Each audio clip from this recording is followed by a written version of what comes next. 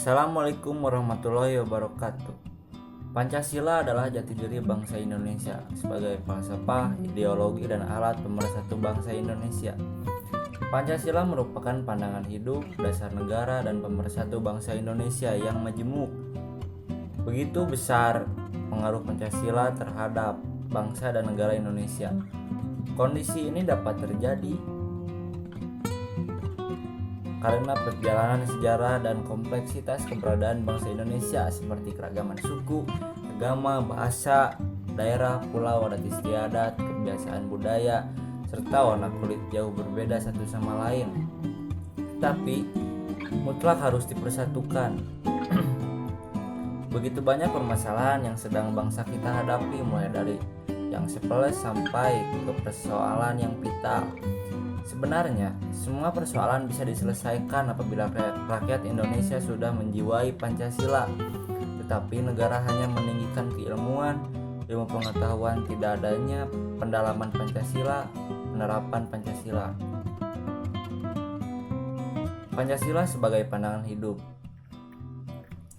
Pancasila dianggap memiliki nilai-nilai kehidupan paling baik. Pancasila dijadikan dasar dan motivasi dalam sikap, tingkah laku, dan perbuatan dalam hidup, bermasyarakat, berbangsa, dan bernegara. Semua sila dari Pancasila tidak dapat dilaksanakan secara terpisah karena Pancasila merupakan satu kesatuan yang utuh dan saling berkaitan. Sila ketuhanan yang Maha Esa adalah sila pertama dan utama yang mendasari keempat sila lainnya dalam 4 pilar kehidupan berbangsa dan bernegara. 2012, karya Jim Lee Asidiki. Dorongan keimanan dan ketakwaan terhadap Tuhan Yang Maha Esa menentukan kualitas dan derajat kemanusiaan seseorang di antara sesama manusia, sehingga peri kehidupan bermasyarakat dan bernegara dapat tumbuh sehat dalam struktur kehidupan yang adil. Dengan demikian, kualitas peradaban bangsa dapat berkembang secara terhormat di antara bangsa-bangsa. Semangat Pancasila pertama hendaknya meyakinkan bangsa Indonesia bersatu padu di bawah nilai ketuhanan Yang Maha Esa.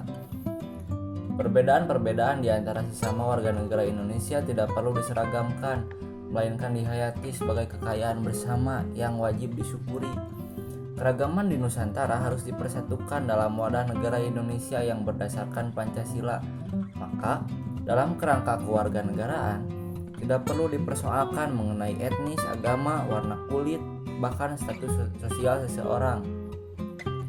Semua orang memiliki kedudukan yang sama sebagai warga negara. Setiap warga negara adalah rakyat. Rakyat itulah yang berdaulat dalam negara Indonesia. Urgensi Pancasila sebagai dasar negara. Insinyur Soekarno menggambarkan urgensi Pancasila secara ringkas tetapi meyakinkan. Pancasila adalah Weltanschauung, satu dasar falsafah dan juga satu alat pemersatu bangsa, yang juga pada hakikatnya satu alat mempersatukan dalam perjuangan melenyapkan segala macam penjajahan, terutama imperialisme. Memahami urgensi Pancasila sebagai dasar negara bisa menggunakan dua pendekatan, yaitu pendekatan institusional dan pendekatan sumber daya manusia.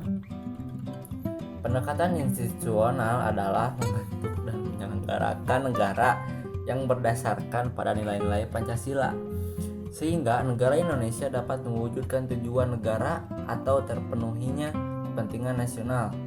Sementara itu, pendekatan sumber daya manusia terdapat ada dua aspek, yaitu orang-orang yang menjalankan pemerintahan dengan cara melaksanakan nilai-nilai Pancasila secara murni dan konsekuen di dalam mengemban tugas dan bertanggung jawab, sehingga kebijakan negara akan menghasilkan kebijakan yang mengedepankan kepentingan rakyat.